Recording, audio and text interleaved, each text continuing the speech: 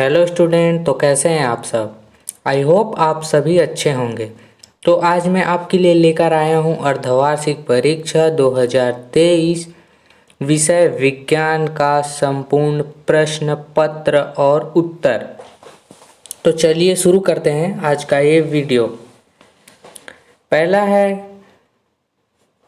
सही विकल्प चुनकर लिखिएगा। पहला है, उदासीन अम्ल का पीएच मान होता है। उदासीन अम्ल का पीएच मान होता है। तो उदासीन अम्ल का पीएच मान होता है 7। आपका दूसरा आंसर हो जाएगा सही 7। ठीक है। दूसरा है आपका, श्वसन में ऊर्जा संचालित रहती है। तो ऊर्जा आपकी संचालित रहती है, देख लेते हैं, एडीपी, एटीपी, एनएडीपी, एनएडीपीएच। तो आपका उत्तर हो जाएगा एटीपी। तीसरा है, जैविक घटक कहा जाता है। तो अपघटक जो अपघटन की क्रिया करते हैं, उपभोक्ता जैसे हम मनुष्य। तीसरा, उत्पादक जैसे पेड़ पौधे। और इनमें से उपयुक्त सभी। तो इसका उपयोग हो जाएगा, तो इसका उत्तर हो जाएगा उपयुक्त सभी। हम सभी जैविक घटक के अंतर्गत आते हैं। चौथा है, द्रव धातु है। द्रव धातु है HgBrCuAu। तो आपका उत्तर हो जाएगा दूसरा Br, ब्रोमीन, पारा, जो द्रव रूप अवस्था में पाया जाता है। तो पांचवा देखते हैं, वृक्क की इकाई है। तो वृक्क की इकाई क्या होती है? नेफ्रॉन, मूत्र नलिका, बोमेन कैप्सूल, मूत्राशय। तो आपका उत्तर हो जाएगा नेफ्रॉन, क्योंकि वृक्क के अंदर जो इकाई होती है वो कहलाती है नेफ्रॉन। दूसरा देखते हैं, खाली स्थानों की पूर्ति कीजिए। परितंत्र खाली स्थान तथा खाली स्थान घटक का बना होता है। तो आप अपने पाठ्य पुस्तक से इसको देख सकते हैं। दूसरा है, बाइल पित्त रस का स्रावन खाली स्थान से होता है। तो बाइल पित्त रस का स्रावन अमाशय से होता है। अमाशय से पित्त रस का स्रावन होता है। कार्बन के ऊपर अपर रूप खाली स्थान तथा खाली स्थान है। तो कार्बन के दो अपर रूप होते हैं। पहला है हीरा और दूसरा है ग्रेफाइट।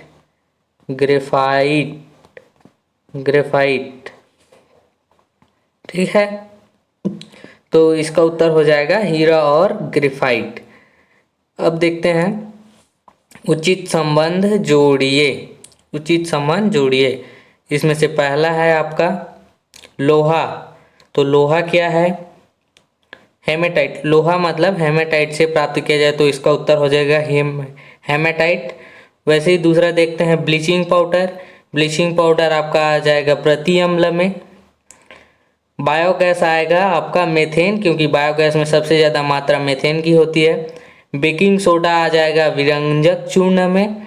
और विभवांतर आ जाएगा आपका वोल्ट में। ठीक है। प्रश्न दूसरा देखते हैं, हम आगे बढ़ते हैं। प्रश्न दूसरा है, सौर ऊर्जा के दो उपयोग लिखिए। तो इसको आप अपने बुक से प्रिपेयर कर सकते हैं। मैं आपको बताता हूँ। एक उपयोग, सौर ऊर्जा का उपयोग हम खाना बनाने में करते हैं। तो सौर ऊर्जा का उपयोग हम खाना बनाने में करते हैं, पहला उपयोग। और इसका दूसरा उपयोग हो जाएगा, सौर ऊर्जा का उपयोग बिजली उत्पादन में होता है।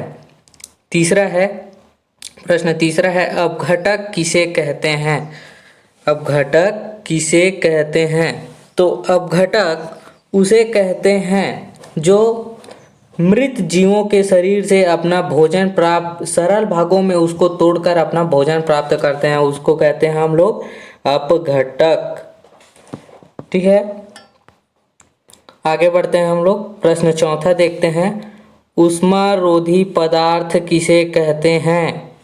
ऊष्मारोधी पदार्थ किसे कहते हैं? तो आप ऐसा लिख सकते हैं, ऊष्मारोधी पदार्थ उसे कहते हैं जो ऊष्मा को रोकता है। अब इसका उत्तर तो आप पाठ्य पुस्तक से देख सकते हैं। ठीक है, प्रश्न 5वां देखते हैं, जाइलम तथा फ्लोएम का के कार्य लिखिए। ये भी आपके ऊतक वाले पार्ट से आपको इसका उत्तर मिल जाएगा, जो पौधों में पाया जाता है, जाइलम तथा फ्लोएम। प्रश्न 6वां है, उपधातु किसे कहते हैं, 2 उदाहरण बताइए। इसके साथ आपको 2 उदाहरण भी पूछता है, तो आप बताना जिनमें H+ आयन और H- आयन दोनों होते हैं उसे अधातु या उपधातु कहते हैं। 7वां है, अपवर्तन के नियम लिखिए, और मतलब इसको सचित्र समझाना है। अपवर्तन के नियम तो आप कांच के गुटके का अपवर्तन का नियम अच्छे से प्रिपेयर कर लेंगे, अच्छे से आप लोग उसकी तैयारी कर लेंगे। और ये कह रहा है आप प्रश्न 8वां में कह रहा है, फ्लेमिंग के दाएं हाथ के नियम लिखे। फ्लेमिंग के दाएं हाथ के नियम लिखे, जो इस तरह से होता है। आपके इलेक्ट्रॉन वाले मतलब इलेक्ट्रॉनिक्स वाले पार्ट में आपको ये चैप्टर में आपको ये मिल जाएगा। प्रश्न 9वां है, 40 डिग्री सेल्सियस को फ़ारेनहाइट में लिखिए। मतलब 40 डिग्री सेल्सियस को आपको फ़ारेनहाइट में बदलना है, कन्वर्ट करना है। ठीक है। प्रश्न 10वां, किसी परितंत्र के अपघटकों की किन्हीं 3 भूमिका का वर्णन कीजिए। जो किसी परितंत्र में अपघटकों की क्या भूमिका रहती है, जो मृत शरीरों के जीवों को सरल भागों में तोड़कर अपना भोजन प्राप्त करते हैं, उनके किसी परितंत्र में क्या भूमिका रहती है, ये पूछा गया है। ये आपको अपने पुस्तक से प्रिपेयर करना है। प्रश्न 11वां, सजाती एवं समवृत्ति अंग किसे कहते हैं। यहाँ पे पूछा जाता है सजाती व समवृत्ति अंग किसे कहते हैं। इसके साथ ही आपको उदाहरण भी बताना होता है। तो सजाती एवं समवृत्ति अंग मैं बता देता हूँ उनकी परिभाषा, आप उदाहरण अपने पाठ्य पुस्तक से देख सकते हैं।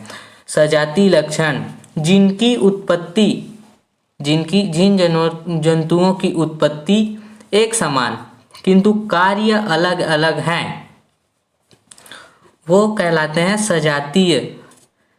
ठीक है, सजातीय अंग एवं समवृत्ति, जिनकी उत्पत्ति अलग अलग लेकिन कार्य एक जैसे हैं, उन्हें कहते हैं हम लोग समवृत्ति। तो ये आपके बोर्ड परीक्षा में भी आएगा। प्रश्न 12वां है, उदासीनीकरण की अभिक्रिया किसे कहते हैं, समीकरण द्वारा समझाइए। इस समीकरण को आप याद बिल्कुल कर लें, क्योंकि ये बोर्ड परीक्षा में आता ही आता है और समीकरण द्वारा नंबर भी आपको मिल जाता है। तो उदासीनीकरण की क्रिया किसे कहते हैं, मैं बताता हूँ।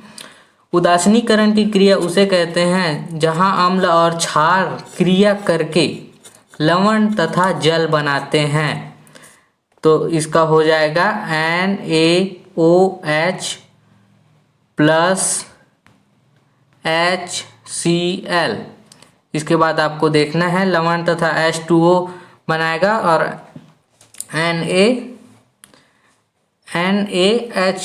Na सोडियम आपका लवण बनाएगा। तो इस तरीके से ये समीकरण आपका बनेगा। ठीक है,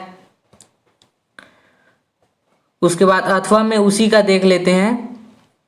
अम्ल वर्षा किसे कहते हैं, यह मानव जीवन को कैसे प्रभावित करता है। तो ये भी आपके पाठ्य पुस्तक से आप प्रिपेयर देख के अच्छे से याद कर लेंगे। प्रश्न 13 कहता है, मेंडलीफ की आवर्त सारणियों की प्रमुख विशेषताओं को लिखिए। कोई 4 विशेषताएं जो मेंडलीफ की आवर्त सारणियों में है, उसको आपको यहाँ पर लिखना है।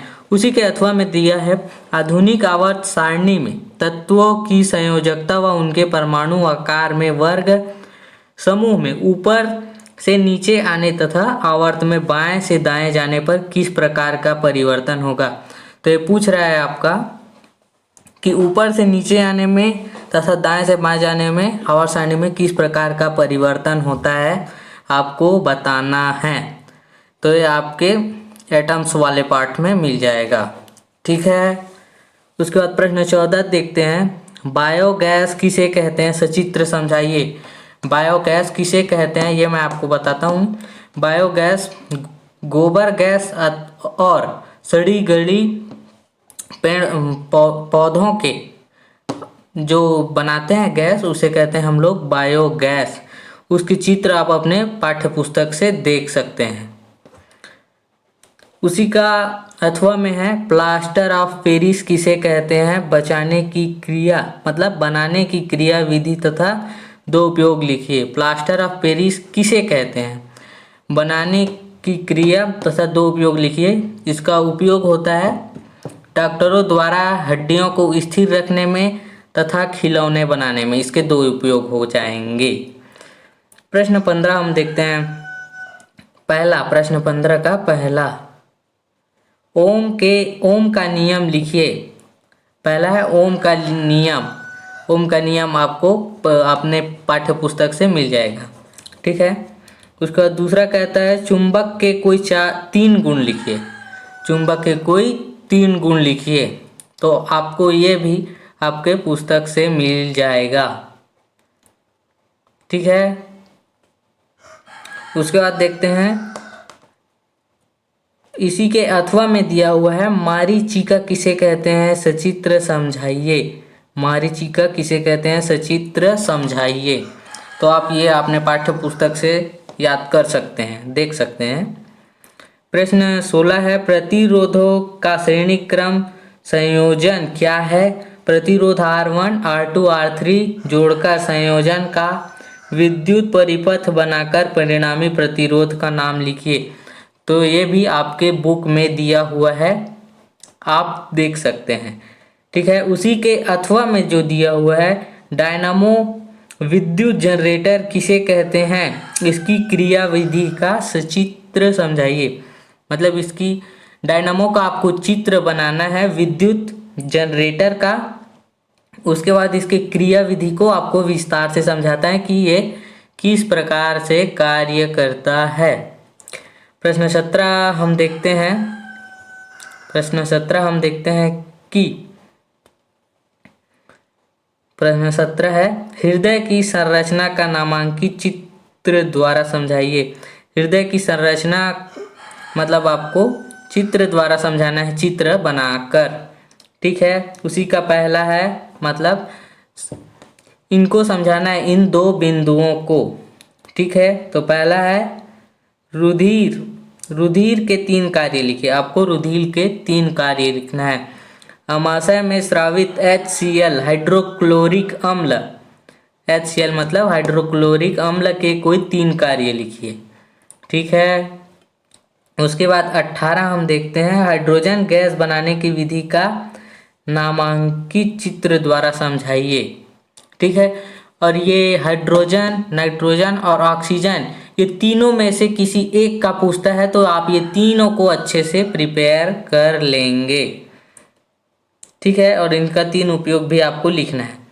अथवा दिया हुआ है अयस्क सांद्रण की विधियों को समझाइए, ठीक है। अयस्क सांद्रण, जो अयस्क होते हैं उनको सांद्रण करने की विधि को आपको समझाना है। इसमें से एक है चुंबकीय पृथक्करण विधि। चुंबकीय पृथक किस तरह किया जाता है लौह अयस्कों से आपको समझाना है। एवं झाग उत्प्लावन विधि, झाग उत्प्लावन विधि भी आपको समझाना है। तो इस तरह ये आज का हमारा वीडियो समाप्त हुआ। और इसी तरह के और भी जानकारी लेने के लिए हमारे चैनल पर बने रहें। और हमारे चैनल में अगर नए हैं तो हमारे चैनल को सब्सक्राइब करें एवं बेल आइकन को क्लिक करें।